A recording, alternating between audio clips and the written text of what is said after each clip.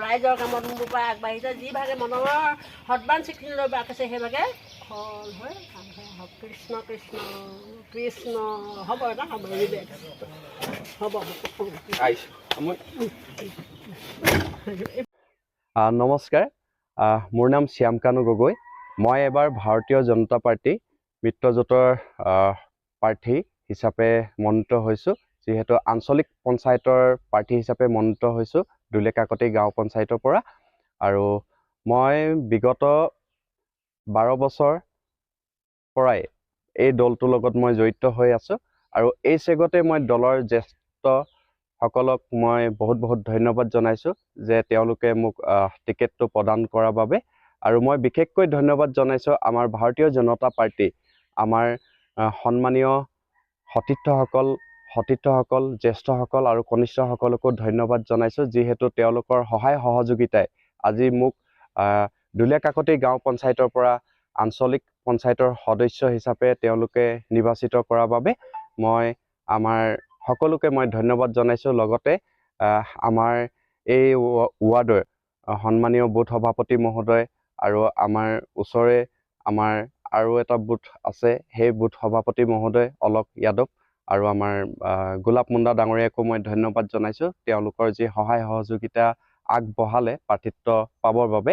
আৰু এইখিনিতে মই পোনপ্ৰথমে ক'ম, অসমৰ জনপ্ৰিয় মুখ্যমন্ত্ৰী ডক্টৰ হিমন্ত বিশ্ব শৰ্মা ডাঙৰীয়াৰ নেতৃত্বাধীন চৰকাৰখনে আজি অসমৰ সকলো ফালে উন্নয়নৰ গতিধাৰাই সৃষ্টি কৰি আছে। সেই গতিকে ময়ো ওলাই আহিছোঁ। মই ৰাইজক এটা কথাই ক'ব বিচাৰোঁ যে মই সদায় আপোন মানুহ হৈ থাকিম আপোনালোকৰ কাষত। আৰু মই এইটো বিচাৰোঁ যে আপোনালোকৰ যিবিলাক সমস্যাবিলাক থাকিব পঞ্চায়তত, সেই সমস্যাবিলাক মই আমাৰ পঞ্চায়তৰ যি বিষয়ববীয়াসকলৰ আগত অৱগত কৰিম। আৰু সেই পণ লৈ মই আজি মনোনয়ন পত্ৰ দিবলৈ মই ওলাইছোঁ। আপুনি যিহেতু নিৰ্বাচনত অৱতীৰ্ণ হৈছে, আপুনি যিহেতু এটা নিশ্চয়ভাৱে নিজৰ এটা আপোনাৰ কিছুমান বিষয়বস্তু থাকিব যে কোনকেইটা সমস্যাক লৈ আপুনি ৰাইজৰ কাষ চাপিব, বা যদি আপুনি বিজয়ী হয় যে কোনখিনি বিষয় আপুনি বেছি প্ৰাধান্য দিব বা সমাধান। হয়, এইখিনিতে মই ক'ব বিচাৰিম, যিহেতু আমাৰ ইয়াতে দুটিমান পথো আছে, আমাৰ গাঁৱে হওক বা আমাৰ যিটো দুলীয়াকাকতি পঞ্চায়তৰ অধীনত যিখিনি এলেকা পৰে। আৰু মই বিশেষকৈ স্বাস্থ্যৰ প্ৰতিও মই অলপ সজাগতা মই সৃষ্টি কৰিম। আৰু স্কুলৰ কাৰণেও মই অলপ ধৰি লওক কিছুমান স্কুল আছে যি জৰাজীৰ্ণ অৱস্থাত আছে, সেইবিলাকলৈও মই কাম কৰি যাম বুলি আপোনালোকৰ আগত প্ৰতিশ্ৰুতি কৰিম। কিমান আশাবাদী?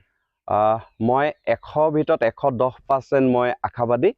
আৰু সঁচাকৈ ৰাইজেও মোক যি ধৰণে আদৰি লৈছে, সঁচাকৈ মই সেই ৰাইজসকলকো বহুত ধন্যবাদ দিছোঁ। বিশেষকৈ মোৰ ভাল লাগিছে, মোৰ গাঁৱৰ যিসকল জ্যেষ্ঠ ককাইদেউ আমাৰ ক্লাব আছে, নামঘৰ আছে, সকলোৱে মোক লৈছে।